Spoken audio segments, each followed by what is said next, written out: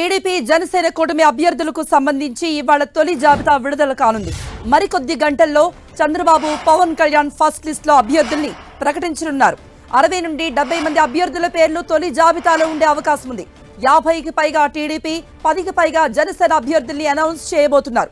దాదాపు అన్ని కీలక స్థానాల్లో అభ్యర్థుల పేర్లతో ఈ జాబితా తయారైనట్టు సమాచారం. బీజేపీతో పొత్తు అంశం తేలనప్పటికీ వివాదం లేని ఖచ్చితంగా పోటీ చేయాలని భావించిన స్థానాల జాబితాను టీడీపీ జనసేన కూటమి విడుదల చేయనుంది. ఫస్ట్ లిస్ట్ ప్రకటన వేళ చంద్రబాబు ముఖ్య నేతలతో సమావేశం కానున్నారు. అందుబాటులో ఉండాలని ఇప్పటికే అచ్చెన్నాయుడు, వంగలపూడి అనిత వంటి కీలక నేతలకు సూచించారు. మరోవైపు లిస్టుకు సంబంధించిన అంశాలపై చర్చించేందుకు నాదెండ్ల మనోహర్ సహా ముఖ్య నేతలతో పవన్ భేటీ కానున్నారు.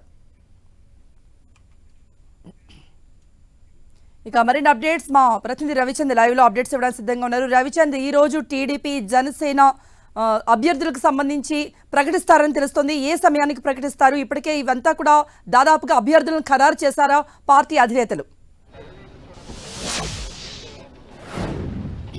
కృప ఉదయం 11:40 ఏదైతే మాఘ పౌర్ణమి మంచి రోజు కావడంతో ఆ సమయానికి అభ్యర్థుల మొదటి జాబితా విడుదల చేయాలని చెప్పి ఈ చంద్రబాబు, పవన్ కళ్యాణ్ నిర్ణయించారు.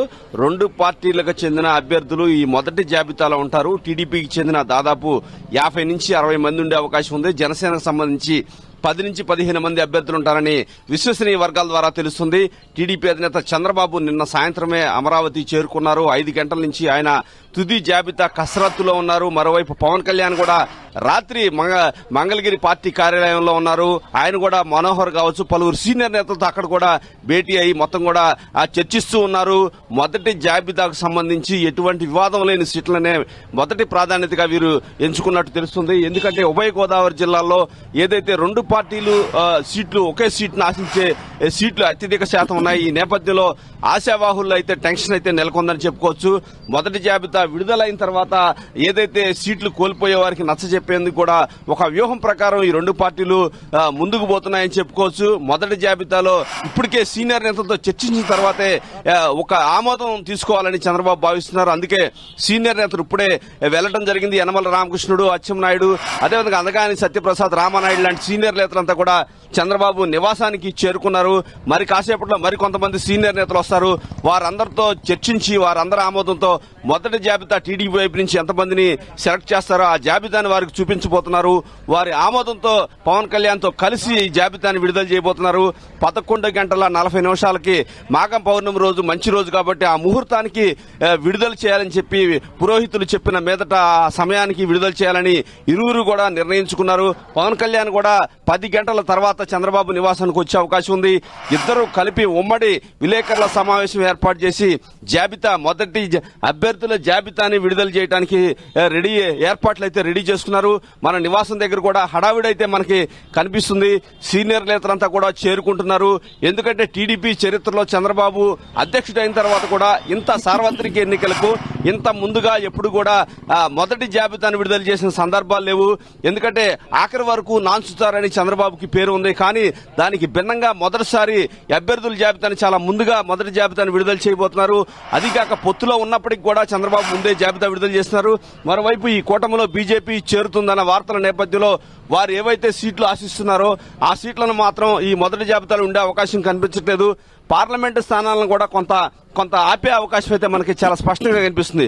ఎందుకంటే పార్లమెంటు స్థానాలు కూడా బీజేపీకి ఇవ్వాల్సి ఉంటుంది.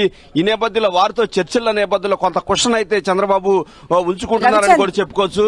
ఏదైనా మొదటి జాబితా మాత్రం ఇప్పటికే ఎక్సైజ్ చేశారు చంద్రబాబు.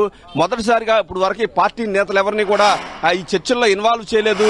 ఏదైతే రాబిన్ శర్మ ఆధ్వర్యంలోని టీమ్స్ ఇచ్చిన సర్వే నివేదికల ఆధారంగానే అభ్యర్థుల ఎంపిక జరిగిందని పార్టీ వర్గాలు చెబుతూ ఉన్నాయి. కృప, రవిచంద్, తొలి జాబితాలో ఎంతమంది అభ్యర్థులు ప్రకటిస్తారు? అలాగే ఆ అభ్యర్థులు ఖరారయ్యారా? వారి పేర్లు ఏంటి?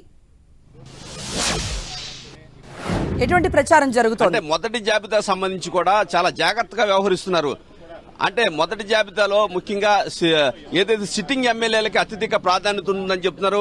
అదేవిధంగా పార్టీ సీనియర్ నేతలు ఉంటారు. ఎటువంటి వివాదం లేని చోట్ల, చాలా చోట్ల కూడా ఎటువంటి వివాదం లేని సీనియర్ నేతలు ఉంటారు.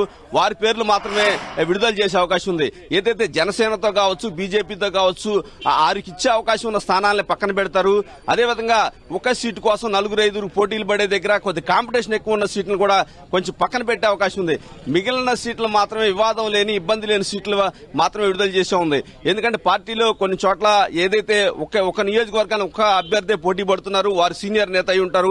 అట్లాంటి స్థానాలు ఇబ్బంది లేని చోట మాత్రమే విడుదల చేస్తున్నారు. గతంలో మనం కూడా దాదాపు 70 స్థానాల పైన టెన్ టీవీలో కూడా ప్రసారం చేయడం జరిగింది.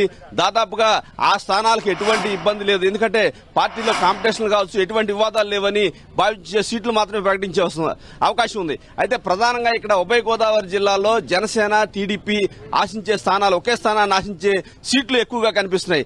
ఈ నేపథ్యంలో ఆ 2 జిల్లాల్లో ఎలా ఉంటుంది అభ్యర్థుల ఎంపిక, ఆ 2 జిల్లాల్లో అభ్యర్థుల్ని ప్రకటిస్తారనేది ఒక టెన్షన్ అయితే నేతల్లో కనిపిస్తుంది.